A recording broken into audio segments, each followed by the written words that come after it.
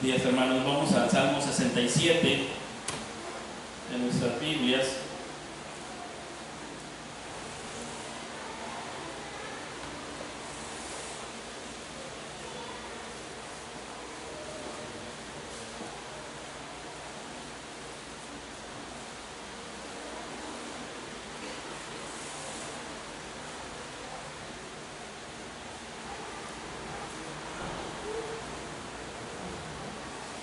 Dice la palabra de Dios, Salmo 67: Dios tenga misericordia de nosotros y nos bendiga, haga resplandecer su rostro sobre nosotros, para que sea conocido en la tierra tu camino, en todas las naciones tu salvación. Te alaben los pueblos, oh Dios, todos los pueblos te alaben. Alégrense y gócense las naciones, porque juzgarás los pueblos con equidad y pastorearás las naciones en la tierra. Te alaben los pueblos, oh Dios, todos los pueblos te alaben. La tierra dará su fruto, nos bendecirá Dios, el Dios nuestro. Bendíganos Dios y témanlo todos los términos de la tierra. Esa es la palabra del Señor. Salmo que nos habla del señorío de Dios sobre todas las naciones y ese deseo de que todos le reconozcan y le teman. Nacemos con un amor muy centrado en nosotros mismos. Amamos a nuestra mamá porque nos está alimentando y cada 2 horas la amamos desesperadamente. Pero conforme vamos creciendo aprendemos a no solamente amar a nuestra madre, sino a nuestra familia, y poco a poco ya no interesarnos tanto por nosotros mismos, sino por nuestro grupo familiar. Sea como sea nuestra familia, aprendemos a amarla. Un poco después aprendemos a amar a los que están alrededor, porque adquirimos una mayor madurez y mayor conciencia de nuestros semejantes, y así como aprendemos a amar a la familia, aprendemos a amar luego a nuestro alrededor. Esto crece y se desarrolla en un sentido de patriotismo, y aprendemos a amar a nuestra patria. No porque sea la mejor del mundo, sino porque es nuestra patria. Sabemos que tiene muchos defectos, sabemos que hay cosas que no nos gustan de ella, pero es nuestra. Y por eso podemos decir que aquí están los hombres más valientes y las mujeres más bellas. Pero igual dirán en Colombia tal vez, porque esta es nuestra patria y hoy es el día de la patria. ¿Sí? Los alemanes dirán lo suyo y los norteamericanos lo suyo, pero los mexicanos gritamos y cantamos y decimos: esta es nuestra patria. Y si muero lejos de ella, que me digan que estoy dormido y me traigan aquí. ¿A poco no? Pues sí, porque decimos, pues, no la amamos porque sea gloriosa, porque sea muy justa, porque sea victoriosa, económicamente poderosa, del 20G o del 7G o del... La amamos porque es nuestra, como nuestra familia, con sus defectos y virtudes, pero es nuestra, y no te metas con mi familia. Es un sentido de amor, de patriotismo que vamos desarrollando. Claro, algunos nos quedamos en la etapa de bebés y todavía grandotes queremos todo para nosotros mismos, y tenemos amigos nada más porque nos suplen ciertas necesidades, y esa es una inmadurez de la que no vamos a hablar ahora. Vamos a hablar de la madurez y de un desarrollo hacia allá, y de cómo nosotros podemos ser como cristianos unos buenos patriotas también. Y vamos primero a considerar algunos pensamientos que tenemos aquí en el Salmo, y también algunas reflexiones históricas, porque cuando decimos que amamos a nuestra patria, no nada más es porque es nuestra, también aprendemos a amar su historia. Sabemos que algunas cosas de la historia están mezcladas con leyenda. Esto lo sabemos, pero sabemos que el propósito es inspirar la valentía, el vigor, las cosas buenas, la justicia. Aunque algunas cosas digamos, bueno, el Pipil existió o no existió rigurosamente, así como historiadores, pero qué bueno es saber que hay alguien valiente que dice: yo voy adelante, porque queremos fomentar eso, ¿no? Porque admiramos esto, ¿verdad? Entonces, amamos nuestra historia así como está, que sea inspiradora y retadora. No tan realista. Si es muy realista, a lo mejor nos decepcionamos y los niños nunca se van a inspirar.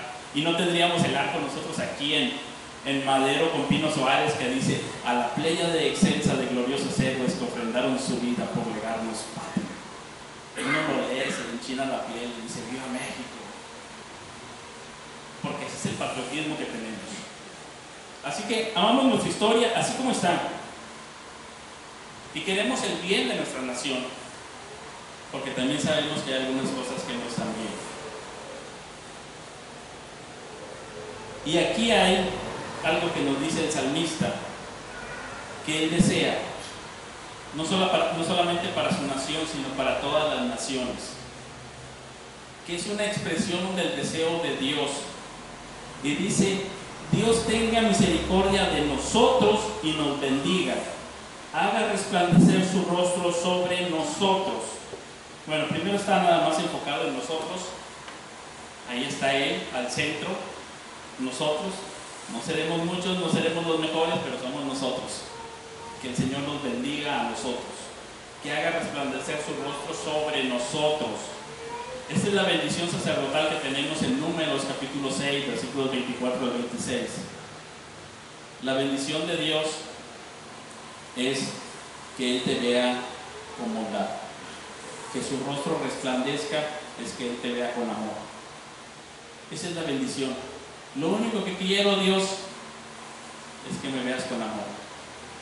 Como el hijo que quiere la aprobación de su padre y que no le importa muchas cosas caras, costosas, quiere ver la aprobación de su padre, su rostro brillando para con él, con bondad, con misericordia, con paz, con complacencia, que pueda decir: hijo, tengo complacencia en ti.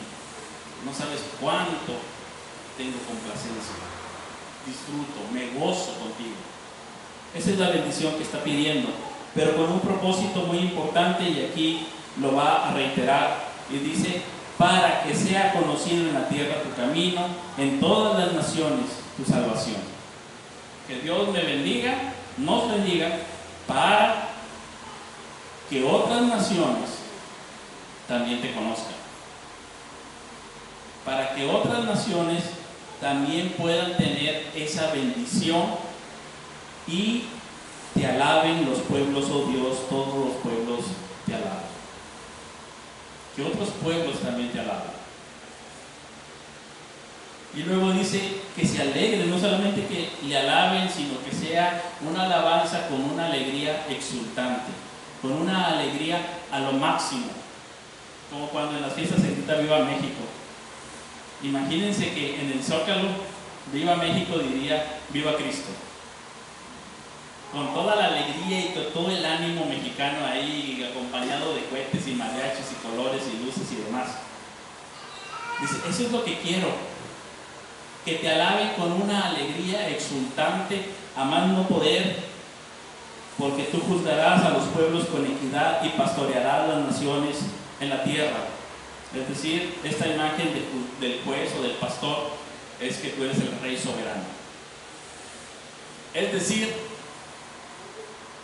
el decir que ellos te alaben, es decir, que entren a tu pacto, donde tú eres el rey y ellos son tus súbditos. Que ellos puedan entrar en tu pacto, donde tú eres fiel, misericordioso, compasivo, protector, proveedor, y ellos responden con adoración, con lealtad de adoración. Decir que te alaben es decir que sean parte de tu pueblo, del pueblo de tu pacto. Esa es la mayor bendición que se le puede desear a alguien, que entre al pacto del Señor. Y les dice nuevamente: te alaben los pueblos, oh Dios, todos los pueblos te alaben.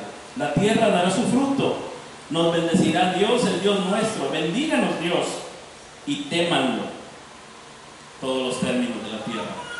Eso es temerlo. Temerlo es desear que seas justo, que tengas un respeto amoroso por Dios.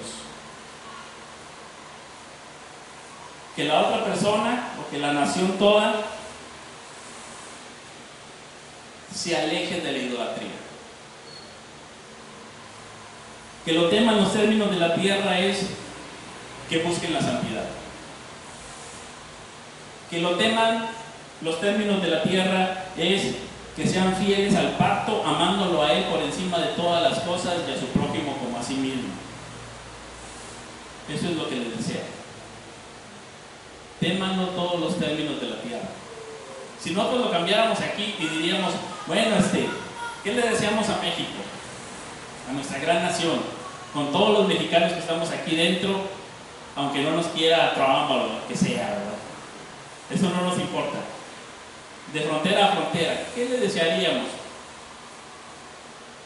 Bueno, el apóstol Pablo dice con respecto a su propia nación, dice, yo lloro por ellos y oro por ellos y quisiera que todos entraran en el pacto de Dios. Quisiera yo ser maldito porque ellos entraran al pacto de Dios. Esa es mi oración para con ellos. Ese es mi deseo, un ardiente deseo.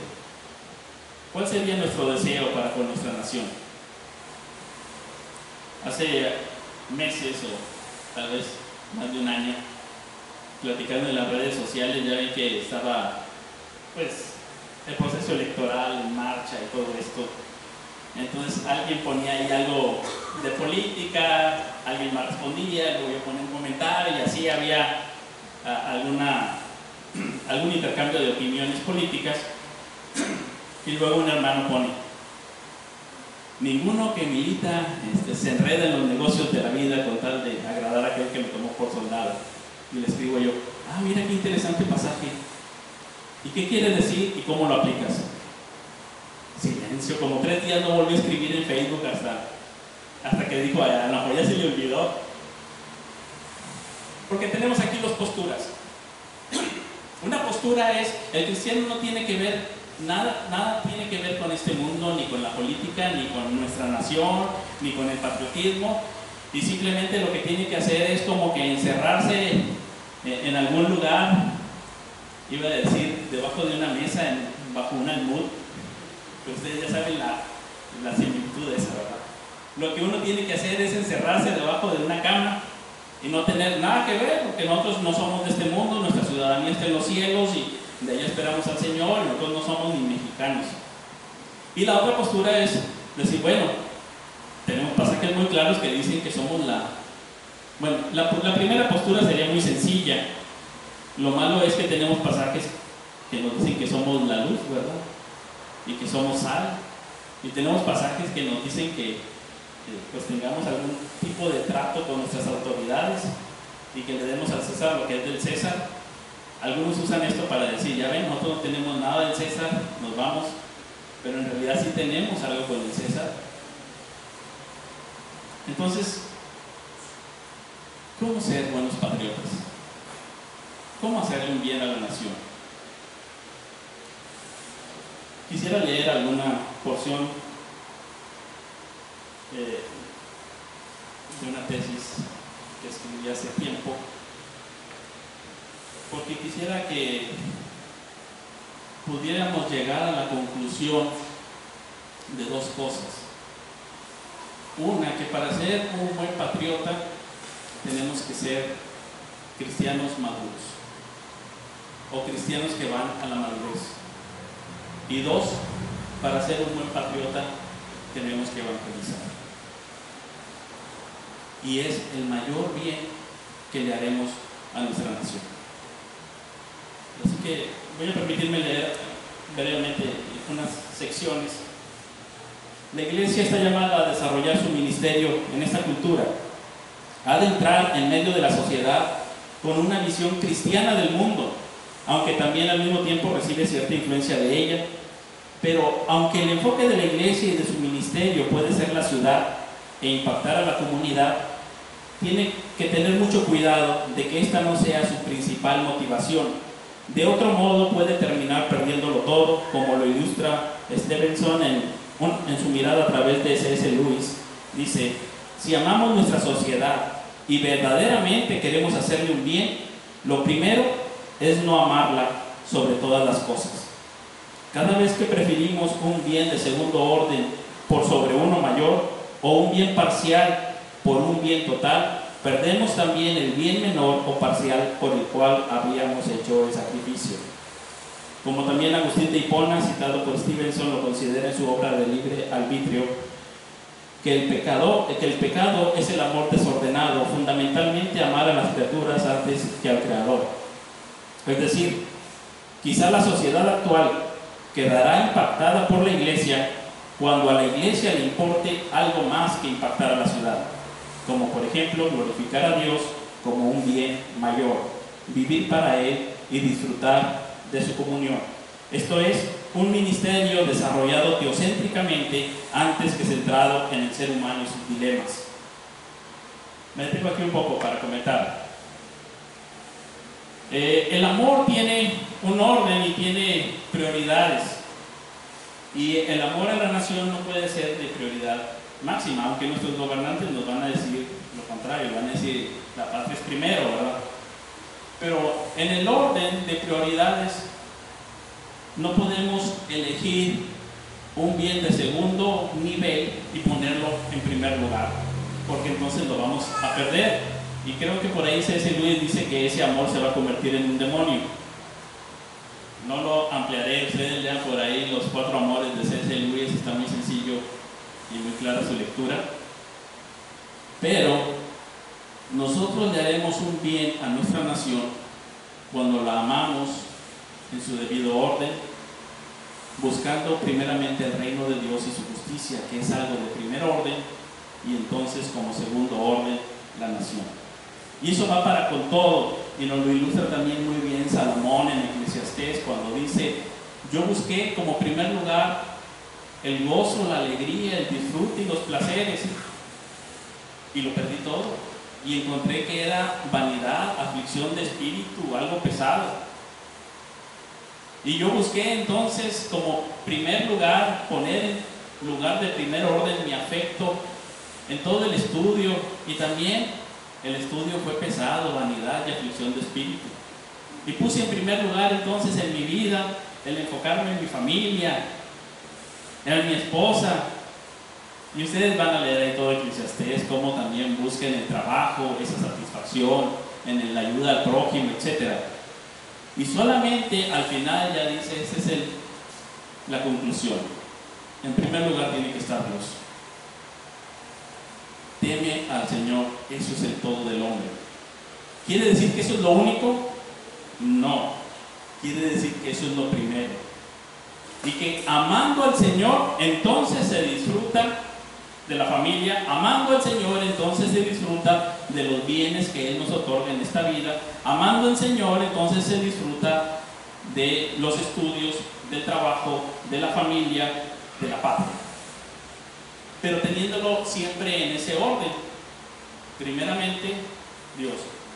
Pudiéramos decir que solamente siendo creyentes que van hacia la madurez, ya no lo tenemos aquí, ¿verdad? Está allá en el entrada. Todos a la madurez espiritual, entonces es que podríamos ser buenos patriotas. Y es entonces cuando podemos influenciar a la nación, a la ciudad, a la comunidad y ser de mayor impacto. Escuchemos las palabras de el hermano Sproul, ya en la presencia del Señor. El teólogo R.C. Sproul nos dice que la necesidad más urgente de la Iglesia, si es que quiere impactar a su cultura, es ir a la madurez, para que la vida transformada sea la que impacte. Dice él: yo creo que la necesidad más urgente en este momento entre los cristianos evangélicos, si quieren tener un impacto en este mundo, se encuentra en el nivel de educación de los adultos. Para que los cristianos crezcan en madurez, deben pensar como cristianos. Para comportarse en la plenitud de la madurez como discípulos de Cristo efectivos y con principios, deben alcanzar una comprensión profunda de la palabra de Dios.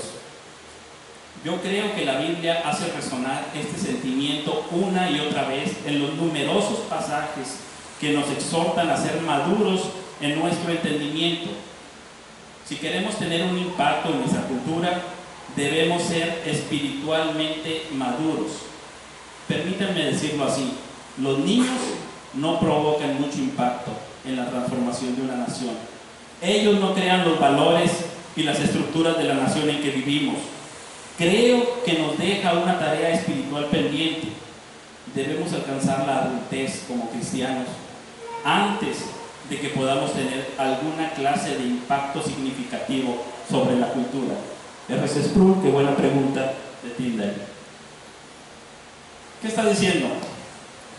Para aquel creyente que dice, es que yo quiero, por amor a México, hacer grandes cosas para México. El doctor Sproul le diría, ven al estudio bíblico.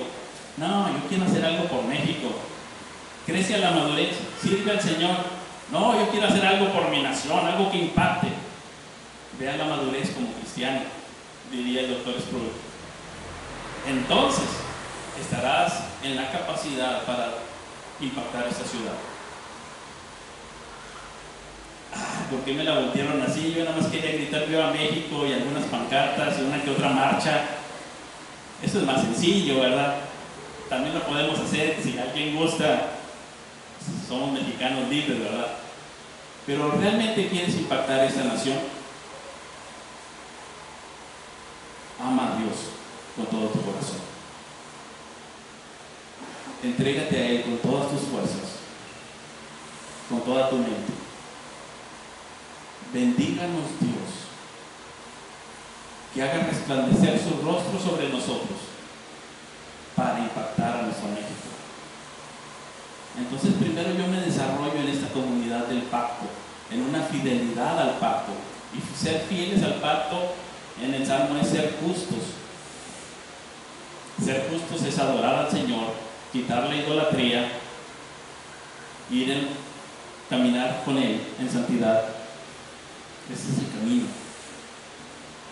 La otra implicación que nos da el Salmo es una implicación de evangelismo necesariamente, porque aquí dice, bendíganos Dios y que todas las naciones te teman.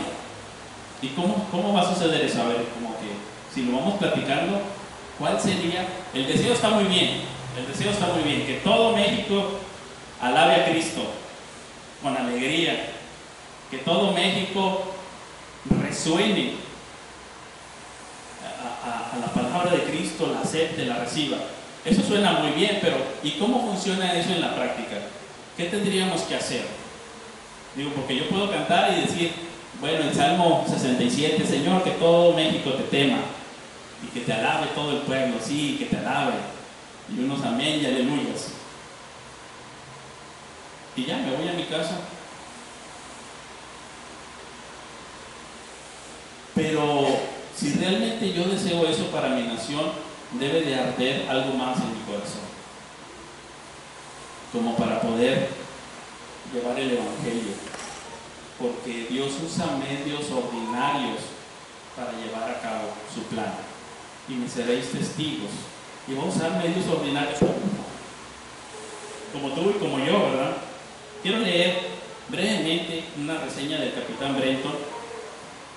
Nuestra nación libre, nosotros sabemos por la historia, empezó con algunas pruebas, unas pruebas difíciles de las naciones alrededor, y en esas pruebas y batallas perdió con más de la mitad del territorio, tuvo muchas trifulcas al inicio, y en medio de todo esto llegó el momento de las leyes de reforma, donde se permitió la entrada a las iglesias. Y esa fue una bendición, la entrada de las iglesias, aunque ya había algunos misioneros que habían entrado como que independientes y de manera medio oculta. Aquí se permite ya, y a partir de ahí entraron muchas iglesias como la presbiteriana, la metodista, la anglicana, etc. Vinieron muchas, y aquí se nos narra de una persona en 1885, Porfirio Díaz, presidente de México, decidió expandir la Marina Mexicana, empezando con un programa de entrenamiento a bordo de un barco, especialmente construido como corbeta escuela. Para el director de esa escuela, él quería uno de los mejores hombres que pudiera encontrar, así que naturalmente se dirigió a Inglaterra. El presidente Díaz mandó un embajador a la reina Victoria para explicarle lo que deseaba, le pidió que le facilitara a un oficial de la Real Marina Británica por un término de 5 años para entrenar a los mejores cadetes de la Marina Mexicana. La reina recomendó al capitán Brenton como uno de los mejores para ese trabajo. El capitán provenía de una familia noble, de hombre de mar. Su abuelo y bisabuelo habían sido almirantes. En la historia marítima de México, el capitán Juan de Dios dice que hicieron planes para construir un barco en La Brie, Francia, que sería llamado Fragata Zaragoza, y en 1980 México hizo un contrato con el capitán Brenton para ir a Francia y asesorar y supervisar la construcción del barco. El 11 de octubre de 1890, el periódico de la Ciudad de México, La Voz de México, publicó la noticia. El capitán Brenton fue nombrado primer comandante cuando el barco salió de Francia. Y vino, instruyó a marinos, ¿y qué creen que hizo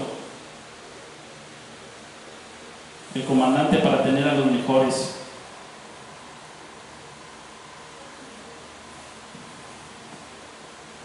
El instruir a los mejores marinos es algo de segundo orden en nuestra escala de afectos. En primer orden sería el Evangelio. Pues les compartió el Evangelio. O sea, ustedes van a llegar a ser los mejores, pero para eso tienen que saber lo primero. Y lo que hizo fue compartir el Evangelio. Notamos hay algo de primer orden, hay algo de segundo orden y tiene que ir en su correspondiente prioridad. Después este capitán, ya no lo voy a seguir leyendo, recorrió, después de terminar su trabajo y de retirarse, se vino a Guerrero y a Oaxaca y recorrió todos los poblados evangelizando. En una ocasión en que y los pobladores decían, ¿quién es ese señor, ese viejito que anda ahí evangelizando? Pues siempre el rechazo al evangelio. Hasta que ellos pensaban que era cualquier persona por ahí olvidado y que no tenía nadie. Y en una visita de estado de Inglaterra a México, de repente como que lo mandan llamar y todos así en su comunidad, o sea, lo ven salir de su choza y se viste de oficial y va ante el presidente y ante la reina y dice, ese es el que estaba aquí entre nosotros y no nos dábamos cuenta, nosotros pensando que era un señor X, ¿verdad? Y resultó ser un hombre muy distinguido que lo llamaron y va y se presenta. No les leo la historia, por ahí está, pero las iglesias todavía están por ahí trabajando. El legado del capitán Brenton se llama, por si lo quieren ver después en publicaciones, El Faro. Primero lo primero, nosotros tuvimos algo similar aquí con el doctor Gonzalitos, quien a sus alumnos les leía porciones enteras de la Escritura, porque primero lo primero, ¿sí? Claro que ellos no sabían que les estaba diciendo de memoria que era la Biblia lo que les decía, pero el doctor José Luterio González eso le daba a sus alumnos. Primero lo primero. Que nos bendiga Dios, que haga resplandecer su rostro sobre nosotros, para que sea conocido en todo México tu camino, en todo México tu salvación. Te alabe todo México, oh Dios, todo México te alabe. Alégrese y gócese México, porque juzgarás con justicia, con equidad y pastorearás a México en la tierra. Fíjense nada más ese deseo, no es una profecía, es un deseo. El escrito y la forma en que está escrito es un deseo, pero nosotros sabemos que al final Él reinará, y lo vamos a leer después en Apocalipsis, sobre todas las naciones y con alegría le aclaman. Pero ese es el deseo. ¿Realmente deseamos lo más grande para México? Como patriotas. Sí. ¿Queremos lo más grande para México? Y aquí todos dicen, sí. Vamos a la madurez. Y todos dicen, sí. ¿Queremos lo más grande para México? Sí. Evangelicemos. Sí. Abramos otra iglesia. ¿Quién de nosotros? Bueno, el capitán se fue solo. Vayamos a la madurez y perderemos a la nación, si el Señor así lo permite. Y oremos, Señor, que tu rostro resplandezca sobre nosotros para dar a conocer tu nombre, para bendecir a otros, para que también otros sean parte del pacto hecho en tu sangre por Jesucristo. Y si tú aún no le conoces, este es el momento de que tú le puedes conocer. Esta es una bendición que viene de Dios, que no se obtiene por los hombres. Dios tenga misericordia, y tener misericordia quiere decir que no viene de nosotros, viene de Dios. La palabra aquí, misericordia, está hablando de un amor leal y comprometido que viene desde el interior de Dios, de las entrañas de Dios. Es como un amor entrañable. Y eso nos lo manifestó en Jesucristo. Vamos a segunda a los Corintios, capítulo 4, versículo 6. Y leamos ahí cómo nos dice el apóstol Pablo que esto que está aquí hablando como bendición, lo tenemos en Jesucristo. Segunda a los Corintios capítulo 4 versículo 6. Porque Dios, que mandó que de las tinieblas resplandeciese la luz, es el que resplandeció en nuestros corazones para iluminación del conocimiento de la gloria de Dios en la faz de Jesucristo. Cuando decimos que el Señor te bendiga, estamos diciendo que puedas conocer a Cristo, porque en Cristo Dios nos mira con agrado, y no porque nosotros fuéramos agradables, porque nosotros éramos pecadores, apartados de Dios, y su rostro no nos miraba con agrado, al contrario, escondía de nosotros su rostro. Éramos idólatras y su rostro no nos veía con agrado. Pero gracias a la obra de Jesucristo en la cruz, Él cargó con todos nuestros pecados, y a través de Él, en la faz de Jesucristo, Él nos sonríe y nos ve con agrado. En Jesucristo Él nos ve con amor. En Jesucristo Él nos perdona. Tenemos que venir a Cristo, arrepentirnos de nuestros pecados y creer en su obra, y Él resplandece en nuestros corazones. Cuando decimos que Dios resplandezca sobre esta nación, queremos decir que esta nación conozca a Cristo, que conozca el Evangelio de la gracia de Dios por medio de Jesucristo, que antes estábamos alejados de la gloria de Dios, y ahora en Jesucristo resplandece su gloria. Y ahí está primero lo primero. Después, junto con esta bendición, viene todo lo demás en la vida, para la vida y para la piedad.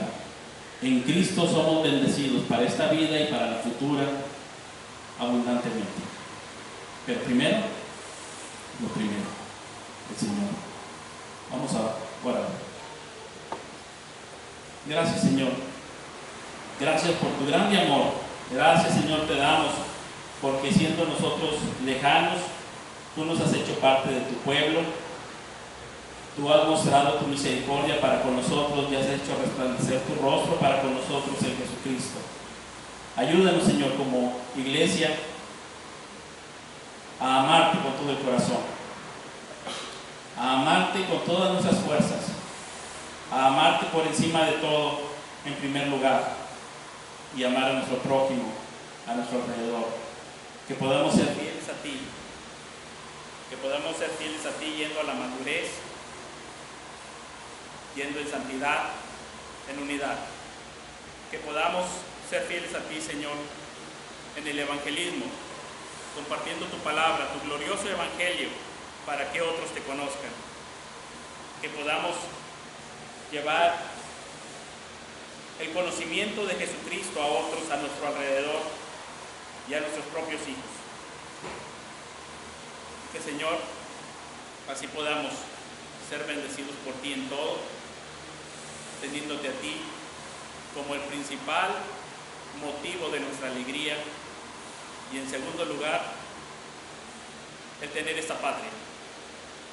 Bendice, Señor, a nuestra nación, a nuestras autoridades y danos un tiempo de paz, que pueda haber justicia en nuestra nación y que podamos también nosotros de alguna manera influenciar, impactar a esta sociedad, que en todo lo que hagamos lo principal sea glorificar tu santo nombre. En el nombre de Jesucristo. Amén.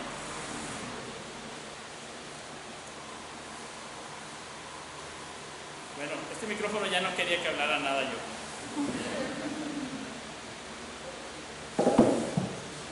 Bueno, ya regresó. Necesitaba un golpe.